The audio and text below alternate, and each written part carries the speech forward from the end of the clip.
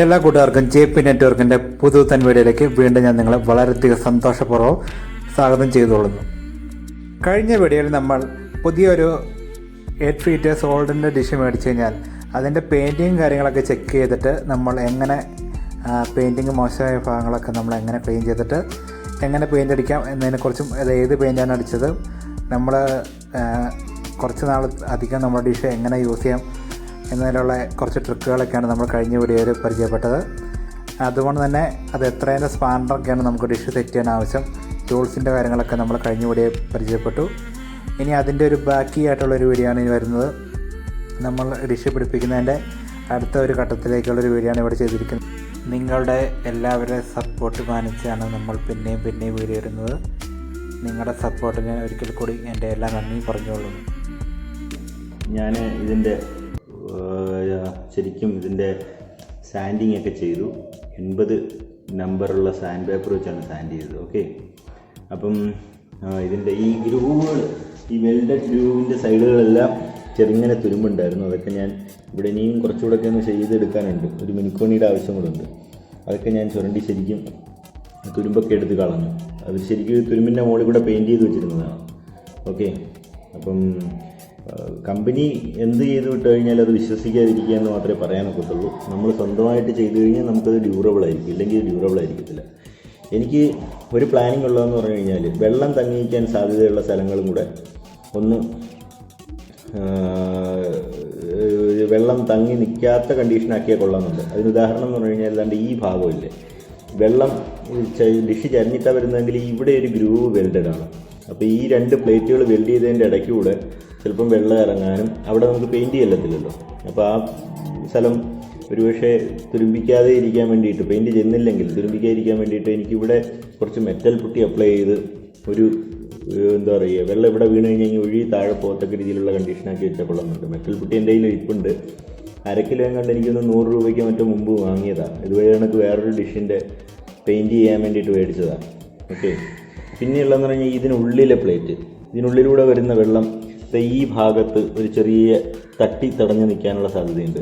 വെളിയിൽ fully welded ആയതുകൊണ്ട് വെള്ളം കടന്നു പോവാതെ ഇവിടെ തങ്ങി നിന്ന്, ഒരുപക്ഷെ ഇവിടെ തങ്ങി നിന്നതിന് ശേഷം ഈ വെൽഡ് ചെയ്തതിൻ്റെ പോർഷനിൽ തുരുമ്പിച്ച് പിന്നീട് ഭാവിയിൽ ഇത് സാധനം അടന്നു പോകാനുള്ള സാധ്യത കാണുന്നുണ്ട്. അപ്പോൾ ഒന്നുകിൽ ഇത് വയ്ക്കുമ്പോൾ ഈ പോർഷൻ ഏതെങ്കിലും രീതിയിൽ ഇതിനുള്ളിലൂടെ വെള്ളം കടക്കാത്ത രീതിയിലേക്ക് ചെയ്യാനുള്ളൊരു മാർഗം ഞാൻ ആലോചിക്കുന്നുണ്ട്. നോക്കട്ടെ, അതിന് എന്തെങ്കിലും ചെയ്യാൻ കഴിയുന്നുണ്ടോ എന്ന് നോക്കട്ടെ. അങ്ങനെയാണെങ്കിൽ അത് ചെയ്തു വയ്ക്കണം എന്നുള്ളതാണ് എൻ്റെ ഒരു പ്ലാനിങ് എന്ന് പറഞ്ഞു കഴിഞ്ഞാൽ. ഓക്കെ, ഇല്ലെങ്കിൽ എന്ത് പറ്റുന്നതെന്ന് വെച്ച് കഴിഞ്ഞാൽ ഭാവിയിൽ ഈ കടന്നു പോകുന്ന വെള്ളം, താഴെ ഗ്രൂവ് ആണെങ്കിൽ ഇവിടെ ഒരു ചെറിയ തട്ടി നിൽക്കുന്നുണ്ട്, കാണാൻ പറ്റും. ഓക്കെ, ആ സൈഡിൽ കൂടെ തട്ടി നിന്ന് കഴിഞ്ഞാൽ ഇതുവഴി വെള്ളം പോകാതെ അവിടെ നിന്ന് ഇവിടെ തുരുമ്പിച്ച് പോകാനുള്ള സാധ്യത കാണുന്നുണ്ട്. അതുകൂടെ ഒന്ന് ചെയ്ത് എടുക്കണമെന്നുണ്ട്. ഒന്നുകൂടെ ഒന്ന് മിനുക്ക് പണിയിൽ റബ്ബ് ചെയ്ത് വൃത്തിയാക്കിയതിന് ശേഷം മെറ്റൽ പുട്ടി അപ്ലൈ ചെയ്ത് ഇവിടെ ഒക്കെ ഒന്ന് സ്മൂത്താക്കി വെച്ചതിന് ശേഷം പെയിൻറ്റ് ചെയ്യാന്നുള്ളതാണ് പ്ലാനിങ്. ഓക്കെ,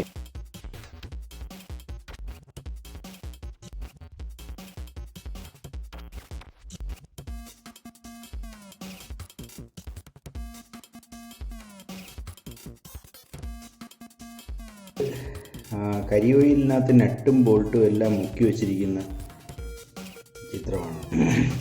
ഇതെന്തിനാന്ന് ചോദിച്ചു കഴിഞ്ഞാൽ നമ്മുടെ ഇവിടുത്തെ ബാഡ് വെതറിനകത്ത് വെള്ളം വീണ് നാശമാവാതിരിക്കാൻ വേണ്ടിയിട്ടാണ്. ഓക്കെ, ഇങ്ങനെ മുക്കി വെച്ച നട്ടും ബോൾട്ടും ഫിറ്റ് ചെയ്യാൻ നേരം ഗ്രീസ് പുരട്ടി ആണ് ഇടുന്നത്. അപ്പം ഇതിനുള്ളിലെ ആ ഒരു ഓയിലിൻ്റെ മുകളിൽ ആ ഗ്രീസ് വന്ന് കവർ ചെയ്തിട്ടിരിക്കും. അപ്പോൾ ഉള്ളിൽ തുരുമ്പിക്കത്തില്ല.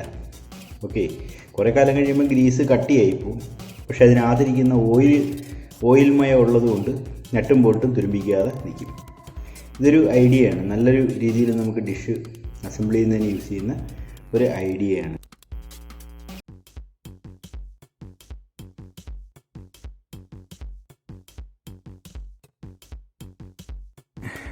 ഏതാണ്ട് കുറേ ചെയ്തു കഴിഞ്ഞു.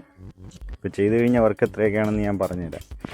അതായത് ഈ ഡിഷ് മൊത്തം 24 റിബ്ബാണ്.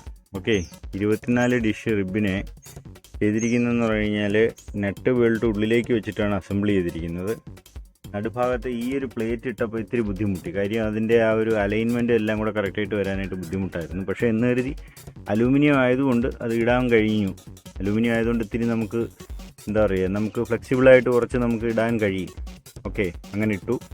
പിന്നെ ചെയ്തതെന്ന് പറഞ്ഞു കഴിഞ്ഞാൽ ഇവിടെ ഈ 2 ഹോളുള്ള ഈ പോർഷൻ ഉണ്ട്. ഈ 2 ഹോളുള്ള പോർഷൻസ് എന്ന് പറഞ്ഞാൽ ഇത് LNB ഹോൾ ചെയ്യുന്നതാണ്.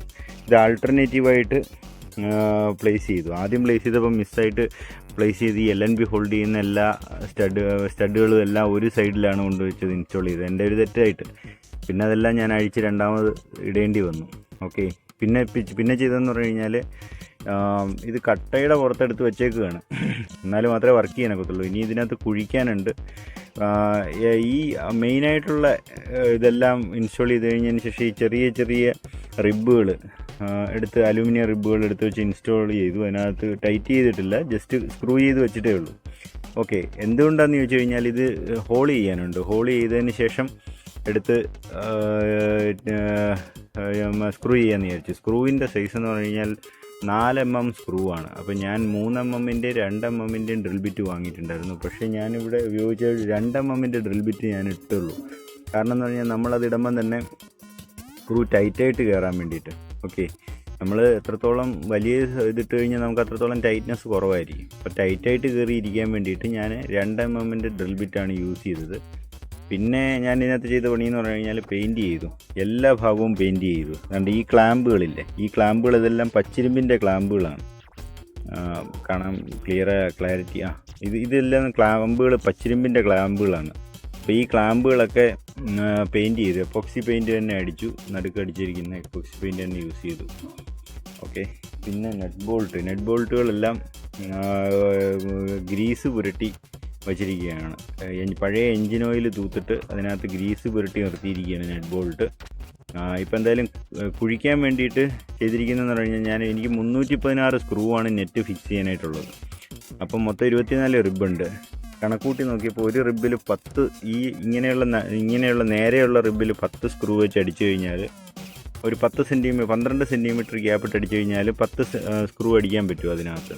ഓക്കെ, പിന്നെ ഇവിടെ ഒരു 3 സ്ക്രൂ അടിച്ചു കഴിഞ്ഞാൽ എങ്ങനെ പോയാലും പിന്നെ 316-നുള്ളിൽ നിൽക്കും മൊത്തത്തിൽ കണക്കൂട്ടി നോക്കിയപ്പോൾ. അപ്പോൾ അങ്ങനെ സ്ക്രൂ അടിച്ചെടുക്കാനുള്ള പ്ലാനാണ്. ആ സ്ക്രൂ അടിച്ചെടുത്തതിന് ശേഷം നെറ്റ് ടൈറ്റ് ചെയ്യുന്നതിന് മുന്നേ ഈ റിബുകളെല്ലാം വലിച്ചു മുറുക്കി ടൈറ്റ് ചെയ്തതിന് ശേഷം നെറ്റ് എടുത്ത് ഫിക്സ് ചെയ്യുന്നതിനെ പറ്റിയാണ് ആലോചിക്കുന്നത്. പിന്നെ വേറൊരു കാര്യം പറയുകയാണെങ്കിൽ ഈ ഫുള്ളി പെയിൻ്റ് അടിച്ചതിന് ശേഷം മാത്രം യൂസ് ചെയ്യുക. അല്ലാതെ നമ്മൾ ഒരു ധൃതി കാണിച്ചെടുത്ത് ഇൻസ്റ്റാൾ ചെയ്യരുത്. കാര്യം ഇതിനകത്ത് കമ്പനി ഉപയോഗിച്ചിരിക്കുന്ന പെയിൻറ്റ് വളരെയധികം ലോ ആയിരിക്കും. പേരിന് മാത്രമേ ഉണ്ടാവും. അപ്പം നമുക്ക് ആ സാധനം ഡ്യൂറബിൾ ആവണമെന്നുള്ള കസ്റ്റമറുടെ ഒരു ഇതാണ്. കാര്യം ഇതൊക്കെ വീണ്ടും അഴിച്ച് പെയിൻറ്റ് ചെയ്യാന്ന് പറഞ്ഞാൽ ബുദ്ധിമുട്ടുള്ള കാര്യമാണ്. പുളി അലൂമിനിയം ആണെന്ന് പറഞ്ഞു കഴിഞ്ഞാലും നെറ്റ് ബോൾട്ട് കംപ്ലീറ്റ് തുരുമ്പിക്കുന്ന സാധനം തന്നെയുള്ളത്. അപ്പം ഞാൻ ചെയ്തിരിക്കുന്നതെന്ന് പറഞ്ഞാൽ നമ്മുടെ JPയുടെ അഭിപ്രായം അനുസരിച്ച് ഇതിനകത്ത് എൻജിൻ ഓയിലിനകത്ത് മുക്കി വെച്ച നെറ്റ് ബോൾട്ടിനെ ഗ്രീസ് പുരട്ടിയാണ് ഇൻസ്റ്റാൾ ചെയ്തിരിക്കുന്നത്. അപ്പം അത് കേബിൾ TV നെറ്റ്വർക്കുകാരും ഒക്കെ അങ്ങനെ ഒരു ടെക്നിക്ക് യൂസ് ചെയ്യാറുണ്ടെന്നുള്ള അറിവ് JP ആണ് തന്നത്. അപ്പോൾ അങ്ങനെ എന്തായാലും ആ രീതിയിലാണ് ചെയ്തു വെച്ചിരിക്കുന്നത്. ഇനി ഭാവിയിലെല്ലാം കാണാം. എന്നാലും ഇയർലി ഒരു മെയിൻ്റനൻസ് ആവശ്യമായിരിക്കും. ഇതിനകത്ത് നമ്മൾ ഗ്രീസൊക്കെ പുരട്ടി കൊടുക്കേണ്ടി വരും. ഓക്കെ, അതെങ്ങനെയാണെന്നുള്ള കണ്ടിരുന്ന് കാണാം. പിന്നെ ഈ ഡിഷ് 8 അടി ഡിഷ് ഒരാളെ കൊണ്ട് മാത്രമായിട്ട് എടുത്ത് പ്ലേസ് ചെയ്യാൻ പറ്റുമെന്ന് എനിക്ക് തോന്നുന്നില്ല. 2 പേരെങ്കിലും ആവശ്യമാണ് അത്യാവശ്യം. ഓക്കെ, 2 പേരെ വെച്ചിട്ട് ഇൻസ്റ്റാൾ ചെയ്ത് തുടങ്ങുക എന്നുള്ളതാണ് ആദ്യമേ പറയാനുള്ളത്. അപ്പം ബാക്കി പണികൾ ചെയ്യട്ടെ, പിന്നെ വരാം വീഡിയോയിൽ. പിന്നെ പറയാൻ മറന്നു ഏതെന്ന് വെച്ച് കഴിഞ്ഞാൽ ഇതുപോലെ ഒരു അലൂമിനിയം പീസ് എടുത്തിട്ട് ഇത് കണക്കൊരു ആംഗിൾ പീസ് എടുത്തു കഴിഞ്ഞതിന് ശേഷം കുഴിക്കാൻ വേണ്ടിയിട്ടുള്ളൊരു എളുപ്പത്തിനാണ് ഇതിനകത്തൊരു വലിയൊരു ഹോൾ ഇട്ടിട്ട് ഇതിങ്ങനെ ഈ നമ്മുടെ ഈ റിബിൻ്റെ നടുക്കിങ്ങനെ വെച്ച് കഴിഞ്ഞാൽ നമുക്ക് നടുഭാഗം ഏകദേശം മാർക്ക് ചെയ്ത് അതുവഴി ഡ്രിൽ മെഷീൻ വർക്ക് ചെയ്യാൻ പറ്റും. ഇപ്പോൾ ഡ്രിൽ മെഷീൻ 2 തരത്തിലുള്ളതുണ്ട്. ഒന്നെന്ന് പറഞ്ഞു കഴിഞ്ഞാൽ സ്ലോ സ്പീഡിൽ വർക്ക് ചെയ്യാൻ പറ്റുന്നതുണ്ട്. പിന്നെ അതുപോലെ തന്നെ സ്ലോ സ്പീഡ് ഇല്ലാതെ നമ്മൾ സ്വിച്ച് പ്രസ് ചെയ്ത ഉടനെ ഹൈ സ്പീഡിൽ റൊട്ടേറ്റ് ചെയ്യുന്നതുണ്ട്. ഈ ഹൈ സ്പീഡിൽ റൊട്ടേറ്റ് ചെയ്യുന്ന ഡ്രിൽ മെഷീൻ ഉപയോഗിക്കാൻ ഇത്തിരി ബുദ്ധിമുട്ടുണ്ട്.